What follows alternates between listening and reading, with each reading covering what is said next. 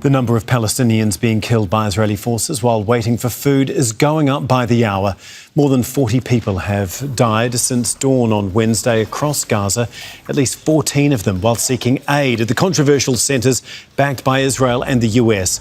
The UN Agency for Palestinian Refugees has described the distribution centres as death traps. Well, for the very latest, we're joined by Hani Mahmoud, who's in Gaza City. Hani, can you just explain why people are lining up, even at the risk of being killed? Is it out of sheer desperation right now? Well, Tom, after 3 months of suffocating blockade, zero entry of much-needed aid and survival items, it's becoming clear in each passing day that it's a matter of survival and less about the risk that people are taking. A lot of people here, they know they might not come back. They know they're going to this site. They might also not come back with any flowers, with any bag of flowers or any of the survival items or basic food supplies, let alone dying at the center. But they have no other options. The more we talk to people, the more we realize this is the only motivation right now behind them taking the risk and showing up at these centers despite the danger, despite the risk that they are taking. And for better understanding of what's going on inside these centers, we're joined by one of the aid seekers who happened to be a lawyer as well as a lecturer at one of the local universities, but find himself forced to be at these centers on a daily basis to find food supplies and bring them back to his family who are sheltering in one of the displacement sites. We're joined by Mr. Faiz Hassan, an aid seeker from the northern part of the Strip who walks almost on a daily basis close to 10 kilometers to the GHF centers. Thank you for your time. I start by asking you the main reason, what's the main motivation to head to the food distribution on a daily basis despite the high risks?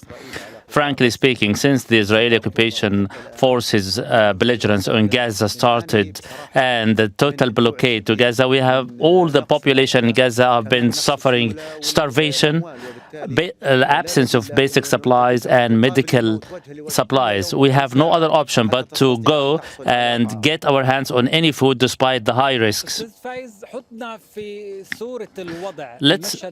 We need you to put us in the picture. How is it look like within the food distribution? How do you feel when you feel the bullets zooming and jet fighters hovering above your heads?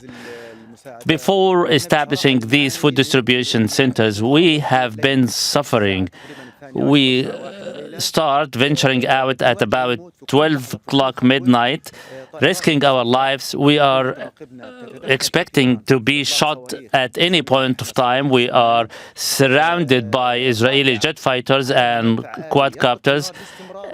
Many of them are having machine guns mounted on them. In addition to that, the positions of the Israeli occupation forces are shelling us with artillery and tank shells, in addition to the opening of gunfires.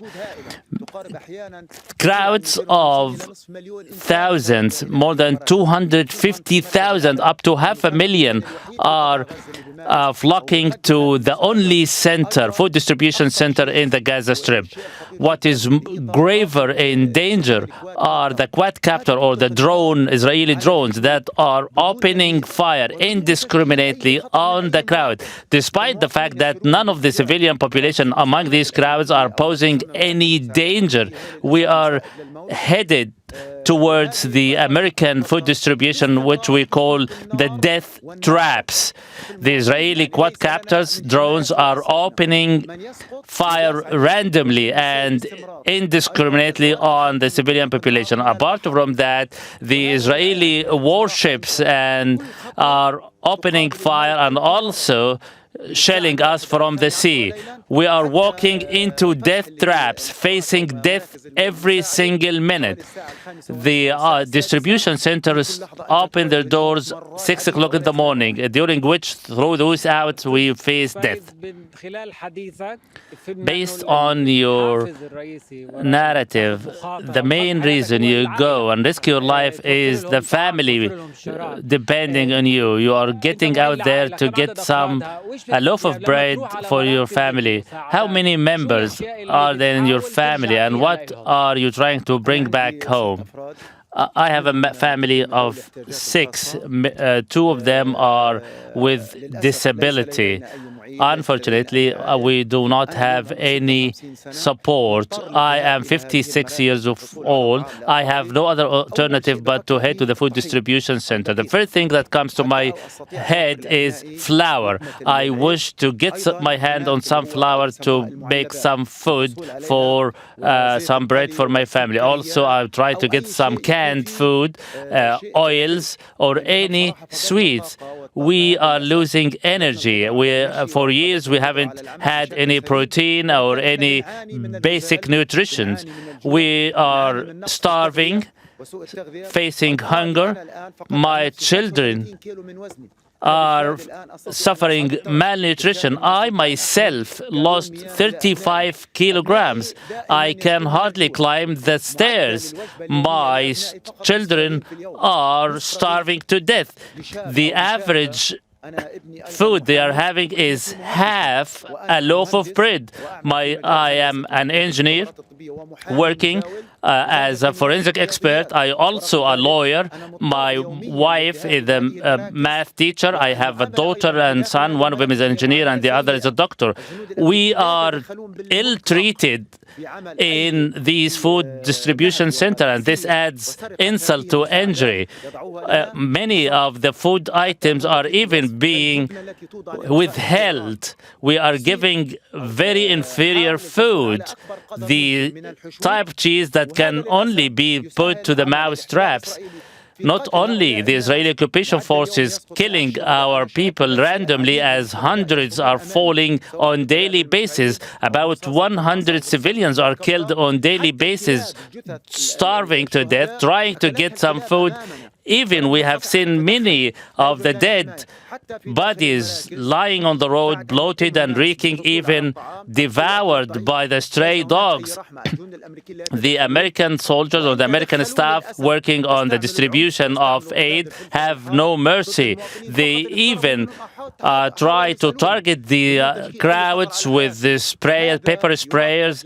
They are ill-treating us. This is a living proof that this aid is not meant to lend a helping hand to our people, yet it is nothing but a death trap. Final question, and in brief, please. Does it come to your head that you may go and never come back? What about the fate of your family members? On daily basis, it is a daily suffering. I expect to die every single day. I swear to God, if anything happens to me, my family members will die. I leave behind a family of 6 starving to death, and the average meal of each of them is half a loaf of bread. And this defies humanity. The entire world has lost humanity. I regret to say that the Palestinian people are falsely depicted as monsters, beasts, not human beings. This is a smear in the face of humanity. It is a disgrace on the global community. The Israeli occupation forces have no justification for this excessive violence, daily systematic methodological killing. We, apart from that, we walk on foot long distances, surrounded by death from all directions, shelling, bullets, jet fighters, drones, and what adds insult to injury is what we see in the food distribution centers, despite the fact that we are all peaceful civilian population. So, as we heard from Mr. Hassan, a vivid and accurate description of what's going on inside the distribution center is very consistent with what we have been hearing and learning from eyewitnesses and people who showed up at these centers. There's nothing relief about what's going on at these centers. Rather, have turned largely into death traps for the hungry and displaced civilian population. Hani, as always, thanks so much for bringing us the reality on the ground there in Gaza. Hani Mahmoud for us in Gaza City. Make sure to subscribe to our channel to get the latest news from Al Jazeera.